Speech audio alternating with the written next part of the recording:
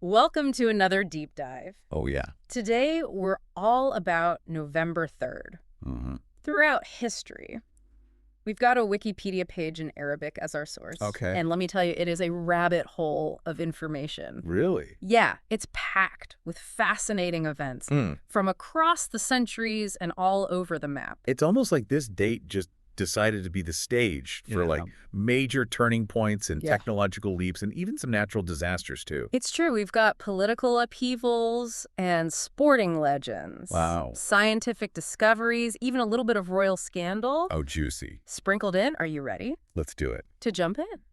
Okay, we're going to start our journey back in 1394. All right. We find King Charles VI of France making a pretty drastic decision. On this date, he expelled all Jews from France. Wow. It's a real stark example of religious intolerance Yeah. and abuse of power, something that sadly echoes through history Yeah. in so many different forms. It really makes you think about how different the world was back then. And the kinds of prejudices that were just considered normal.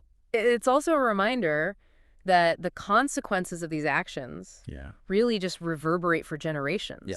Like, think about the economic and social impact this had on the Jewish community, Right. but also French society as a whole. It's a sobering reminder of how interconnected things are. Yeah. Okay, let's fast forward now a few centuries to 1839. Okay. This time we're landing right in the middle of a global conflict with huge repercussions.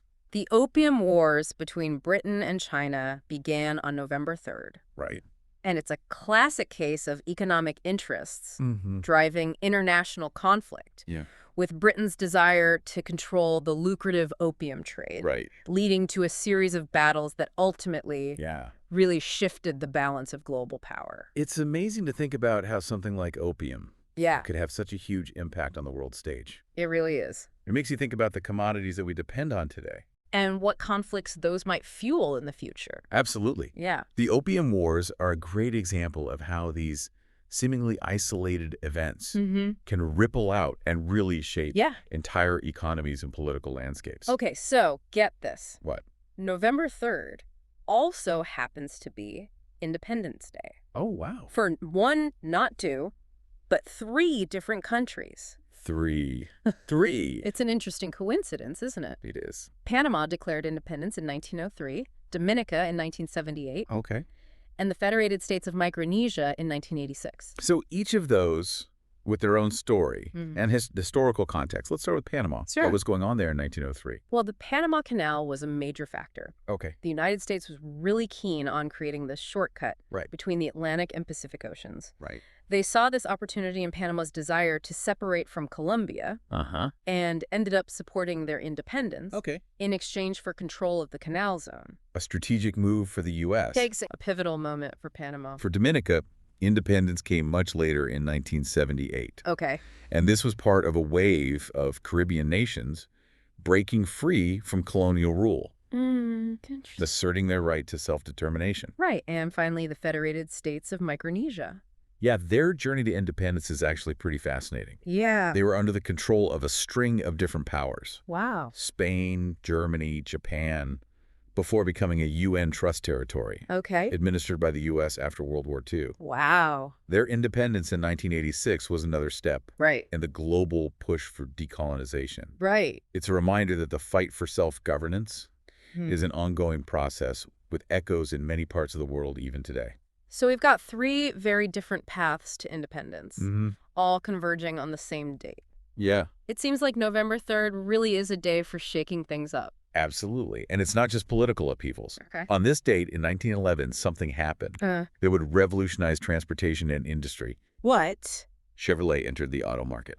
Oh, wow. Imagine the roads back then. Yeah. Probably dominated by Ford's Model T. Right. What was the impact of this new competition? Well, it sparked a wave of innovation. All right. Chevrolet, with its focus on style and affordability, forced Ford to adapt and improve its own vehicles. So this rivalry ended up shaping the auto industry as we know it today, As we know it today. leading to this vast array of choices that we have now. It's amazing how one company entering the market Yeah. can have such a lasting impact. And speaking of impacts, Oh, yeah. let's shift gears to a technological development that had both positive and negative consequences. Sure. The first launch of the German V-2 rocket in 1942. On one hand, it's a remarkable leap in rocket technology. Right, but on the other... But on the other, it was deployed as a weapon in World War II, causing immense destruction and loss of life. It's a stark reminder that scientific advancement can be a double-edged sword. It really is. The V-2 actually laid the groundwork for the space race and subsequent advancements in rocketry. Right. But its origins are rooted in a very dark chapter of history. It poses a question. It does. That we continue to grapple with. How do we ensure technological innovations are used for good? And not for harm. And not for harm. It's a question that becomes even more pressing. Yes. As technology continues to advance. At such an incredible pace. Incredible pace. Speaking of which, November 3rd also marked a major milestone. In space exploration, the launch of Sputnik 2 in 1957. By the Soviet Union. By the Soviet Union. And aboard Sputnik 2 was Laika. Right. A stray dog from Moscow. Wow. Who became the first living creature to orbit Earth. Laika's story really captures the imagination. Right. But it also had a tragic end. Unfortunately, yes. Yeah. At the time, technology for a safe return hadn't been developed. Right. But Laika's mission paved the way for human spaceflight. Yeah. And sparked an important debate about the ethics of animal testing. Right. It challenged scientists and the public to consider the moral implications of pushing boundaries in research. Her sacrifice definitely played a role in shaping future space exploration protocols. Absolutely. And how we think about the treatment of animals in research. It's a powerful reminder that progress often comes at a cost. Yeah.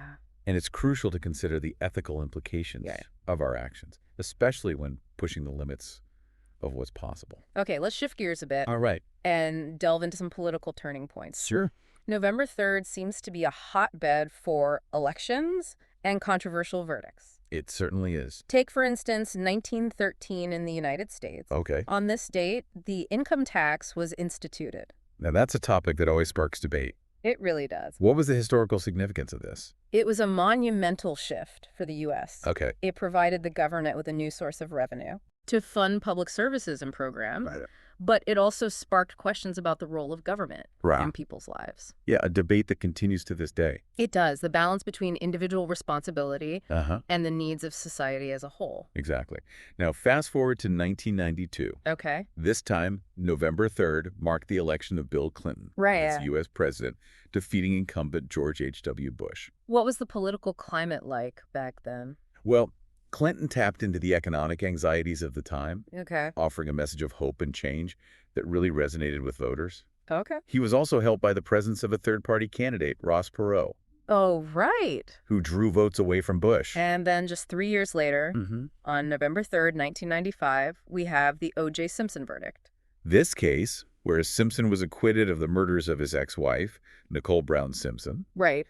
And her friend, Ron Goldman, became a global media sensation, exposing deep racial tensions and raising questions about the justice system. It was a defining moment for the U.S. It was. Sparking conversations about race, justice, and the role of the media in shaping public opinion. And those conversations, in many ways, continue to this day. They do, they do. It's a reminder that even decades later, certain events retain their power to provoke discussion and challenge our understanding of complex social issues. Speaking of events that challenge our understanding, let's move on to a topic that highlights the raw power of nature and its impact on humanity. Natural disasters. On this date, in 2013, Typhoon Haiyan, one of the strongest tropical cyclones ever recorded, devastated parts of the Philippines and Vietnam. The images from Typhoon Haiyan were truly devastating. They were. What can you tell us about the scale of the disaster? Okay, well, the storm surge was particularly destructive, inundating coastal areas and leaving behind a trail of destruction. Thousands of people were killed and millions were displaced. It's a stark reminder of the vulnerability of coastal communities. Absolutely. Especially in the face of climate change and the increasing intensity of storms. And just 2 years later, on November 3rd, 2015, another powerful cyclone struck. Oh, right. This time hitting Yemen. Cyclone Chapala, right. Yes, considered the strongest cyclone ever to hit the Arabian Peninsula. Wow. Causing significant damage. Yeah. A country already struggling with conflict and humanitarian crises. It's heartbreaking to see how natural disasters can compound existing problems. Absolutely. And make recovery even more challenging.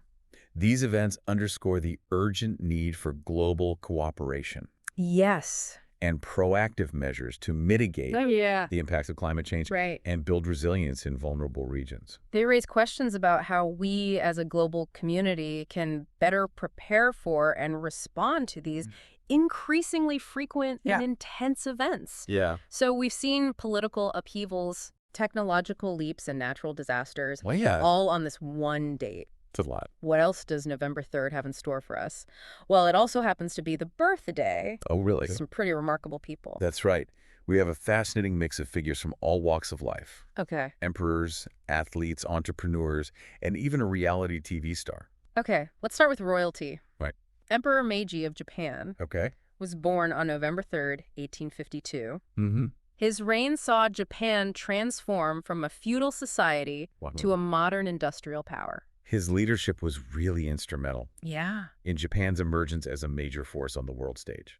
It's fascinating to consider how his decisions It really is. and visions shape the trajectory of an entire nation. An entire nation. Okay, now for someone who left his mark Okay. on the world of sports, we have Adolf Adi Dassler. Oh, wow.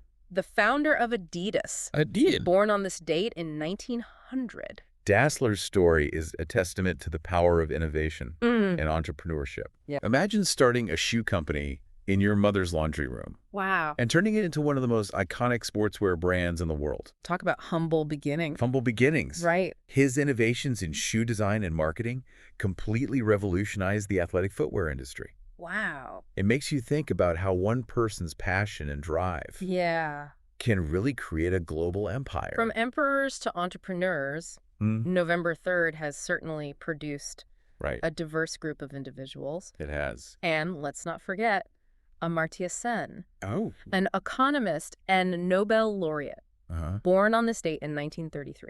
Sen's work is incredibly influential. Right. He challenged traditional economic thinking. Okay. Emphasizing the importance of social justice and human development. His insights have had a real impact. They have. On policy decisions around the world. He's a true advocate for social justice. Right. And a reminder that economic policies should serve the well-being of people, not just these abstract economic indicators. And for all the football fans out there, we have a legend born on November 3rd, 1945.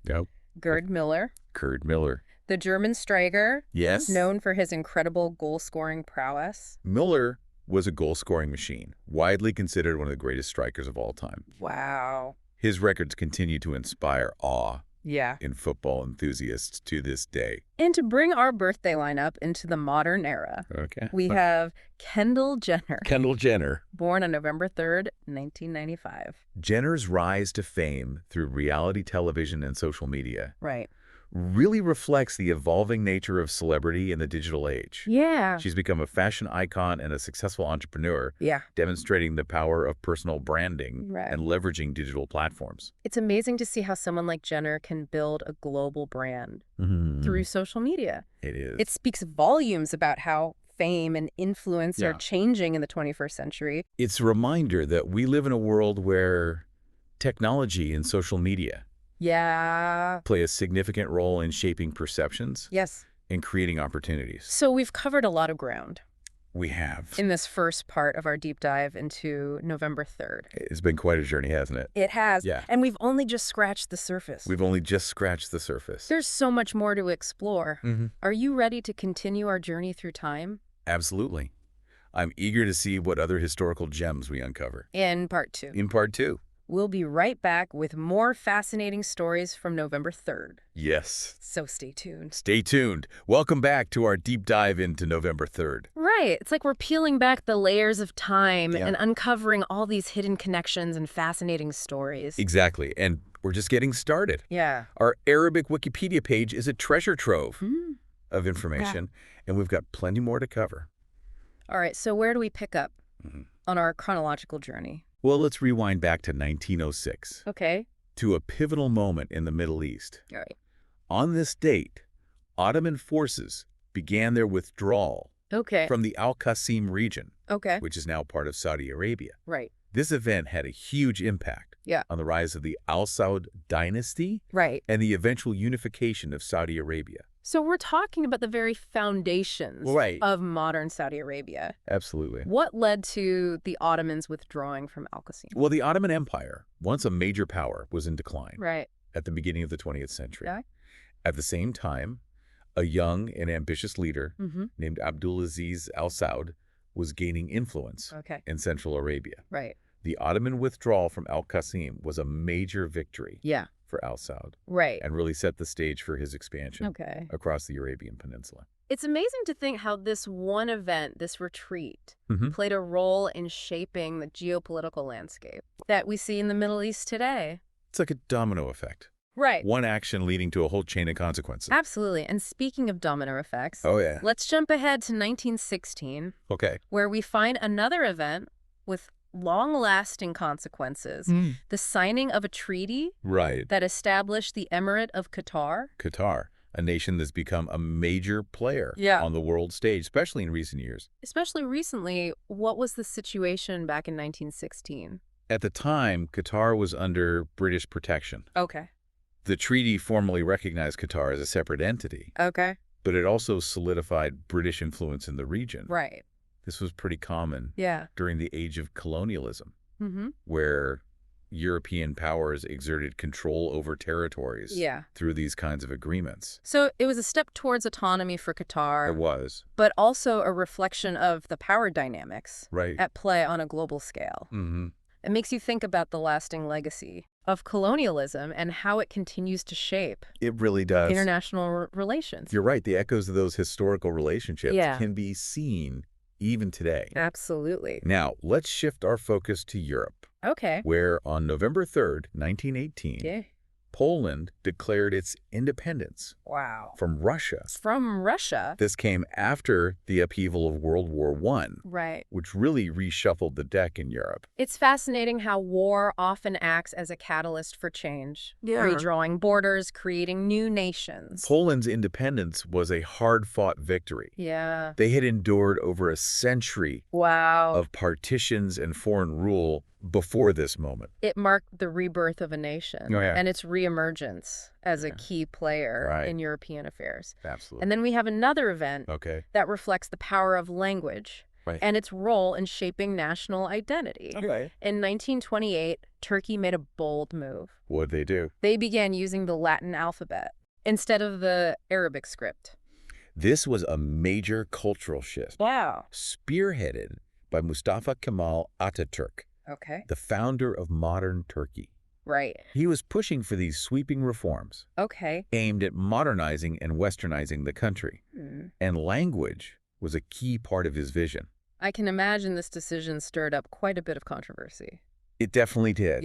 Some saw it as a break from tradition and a threat to Turkish identity, while others viewed it as essential for progress and integration with the Western world. It really highlights how language can be such a powerful tool for social and political change. It's a way to connect with the world and shape how a nation sees itself. It's a reminder that even something as fundamental as language is constantly evolving and reflecting the changing dynamics of the world around it. Now, speaking of change, let's talk about an event that reflects the enduring appeal of monarchy. The return of King George II to the throne in Greece on November 3rd, 1935. This marked the restoration of the monarchy after a period of political instability and Republican rule. It shows that political systems are constantly in flux. They are. Influenced by a mix of historical, social, and cultural factors. Absolutely. It makes you wonder about the role of tradition. And that yearning for stability, especially in times of upheaval. Especially in times of upheaval. Now, unfortunately, our next event takes us back to a very dark chapter in history. On November 3rd, 1956, a tragic massacre took place in Khan Yunis during the Israeli occupation of Gaza. This was a horrific event during the Suez Crisis. Right. With Israeli forces clashing with Palestinian civilians, right. resulting in many casualties. It remains a source of pain and controversy, a stark reminder of the human cost of conflict and the deep-seated tensions in the region. Absolutely. And while we're on the topic of the Suez Crisis, there was another event that occurred on November 3rd, 1956, that highlights the importance of solidarity and the strategic role of oil. Right. This was when Arab workers in various countries took action to support Egypt during the crisis. Exactly. Right? Arab workers in Syria, Libya, Bahrain, Saudi Arabia, and other countries sabotaged oil pipelines to disrupt the flow of oil to those supporting the tripartite aggression against Egypt. Absolutely. It was a powerful demonstration of pan-Arab unity and the influence they could wield through control of this vital resource. It's fascinating to see how events in one part of the world can trigger such strong reactions in others, leading to these transnational acts of solidarity. It speaks to the interconnectedness of our global community and the shared interests that bind us. It's a reminder that global events are rarely isolated incidents, and that actions taken in one place can have ripple effects felt across continents. Now let's shift our focus to the United Nations. To the UN. November 3rd, 1961 was a significant day for the organization. Following the tragic death of Secretary General Dag Hammarskjöld. In a plane crash, the General Assembly chose U Thant of Burma as his successor. U Thant was selected unanimously. Wow. Which is quite remarkable. Especially given that this was during a period of heightened Cold War tensions. He was known for his diplomacy, impartiality, and unwavering commitment to peace. Yeah, his ability to navigate complex geopolitical situations and build consensus among nations was truly remarkable. It's a testament to his character and skills that he was entrusted with such a crucial role during a time of global uncertainty. It also highlights the vital role the UN plays in promoting international cooperation and striving for peaceful resolutions to conflict. Absolutely. And then just a year later, on November 3rd, 1962, a landmark event took place in Kuwait. The Constituent Assembly finalized the country's constitution and presented it to the emir. This was a pivotal moment for Kuwait, shaping its political system and its path as a nation. Absolutely. This event marked the establishment of a constitutional monarchy in Kuwait, setting the foundation for its modern political system. It was part of a broader trend towards democratization and the growing importance of constitutionalism in shaping how countries are governed. It's interesting to see how these themes of self-determination and democratic reform play out in different parts of the world. Each with its own context and challenges. And that's what makes studying history so fascinating. I agree. Seeing how these global trends manifest in different ways across various cultures and societies. Okay, we've covered a lot of ground so far. We have. From the Middle East to Europe. From the Americas to Asia. It seems like every event we've discussed opens up a window into a larger story. A global trend. Absolutely. A turning point in history. It really is remarkable. How much has happened on this seemingly ordinary date. And believe it or not, we've got even more to explore. Really? Stay tuned for the final part. Of our deep dive into November 3rd, where we'll delve into more recent events and connect the dots between these seemingly disparate historical happenings. I can't wait. This journey through time is truly captivating. It is. Don't miss the final chapter of our November 3rd Odyssey. Coming up next. Welcome back. We're on the final leg of our journey through November 3rd in history. It really is amazing how much ground we've already covered. I know, right? And we still have some fascinating stories. Our journey continues in Iraq. In 1977, the district of Al Rabi was established in the Kirkuk Governorate. Kirkuk is a city with a long and complex history, so what's the significance of this new district? Well, it was later renamed Karahangir, and it really reflects the complex demographics and the politics of Kirkuk. How so? You have a mix of Kurdish, Arab, and Turkmen populations there. Right. And establishing this district was part of an ongoing effort to address those ethnic and territorial tensions. So it's kind of a reminder that history is still being written in these places. Absolutely. It's directly tied to people's lives and identities. Okay, let's jump back to the U.S. for a moment. Okay. In 1992, Bill Clinton was elected president, defeating George H.W. Bush. Right. We touched on this earlier, but it's worth revisiting, especially considering the political climate. Right. Clinton really tapped into those economic anxieties. Offered a message of hope and change that really resonated with voters. And then just 3 years later, we have the O.J. Simpson verdict. Oh, yeah. The trial itself exposed these deep racial divisions and sparked debates about the justice system. Yeah. And the fact that it still generates discussion today just shows how significant an event it was. Okay, fast forward to the 21st century, 2002. Right. Turkey held parliamentary elections that resulted in a pretty dramatic shift in their political landscape. Yeah, this is when we saw the rise of the Justice and Development Party, or AKP. Right. Led by Recep Tayyip Erdogan. Right.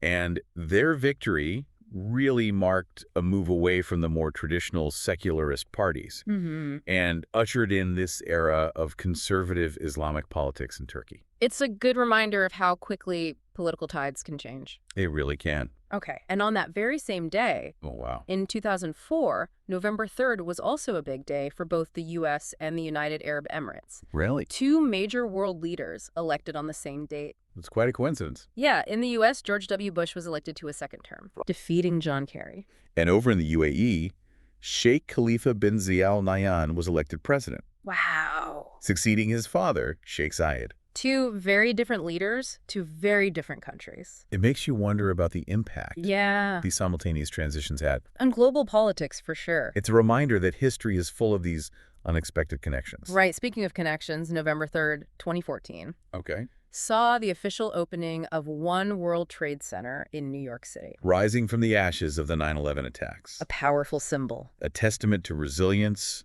and renewal. Yeah. And a defiant statement against terrorism. Okay, shifting our focus to economics now. Sure. On November 3rd, 2016, the Central Bank of Egypt made a pretty bold move. What did they do? They liberalized the Egyptian pound's exchange rate. Oh. They were grappling with a major currency crisis. All right, yeah. And dwindling foreign reserves. And so this decision to float the pound was really a gamble aimed at stabilizing the economy. A gamble. Yeah. It's amazing how those economic decisions, often made behind closed doors, can have such ripple effects on people's everyday lives. It underscores the interconnectedness of global finance. Absolutely. Okay, back to the Middle East now. Okay. On November 3rd, 2017, a significant turning point in the fight against ISIS in Syria. The Syrian army managed to break that 3-year siege imposed by ISIS on parts of Dalo az-Zor. It marked a major setback for ISIS and really paved the way for further territorial gains by the Syrian government. It just shows that even in the midst of these long and seemingly hopeless conflicts, there can be these moments of progress and hope. It highlights the fluid nature of conflict and the potential for shifts in power that can ultimately lead to a resolution. And finally, on November 3rd, 2022, we have an event that shook Pakistan. An assassination attempt on former Prime Minister Imran Khan. This event, which left 1 person dead and 9 injured, really highlighted the volatile political landscape in Pakistan. And it was a stark reminder of the dangers faced by political leaders. For sure. And the potential for violence to disrupt the democratic process. So here we are at the end of our deep dive into November 3rd. It's been quite a journey. It really has. What are your final thoughts? I'm struck by the sheer diversity of events that we uncovered. I know, me too. Everything from revolutions and wars to technological breakthroughs and even those acts of human resilience. It's proof that history is this tapestry, woven from countless threads, connecting individuals, nations, and ideas. It makes you realize that even a seemingly ordinary date can hold these extraordinary stories. I think that's a great takeaway. Yeah. Every day is a part of history. And by delving into a single date like this, we can gain a deeper appreciation for the interconnectedness of it all. So to our listeners, we encourage you to keep exploring, Yeah. Keep questioning, and keep making those connections. History isn't just about the past. It's a lens through which we can better understand the present. And navigate the future. Thanks for joining us on this deep dive. Until next time, stay curious.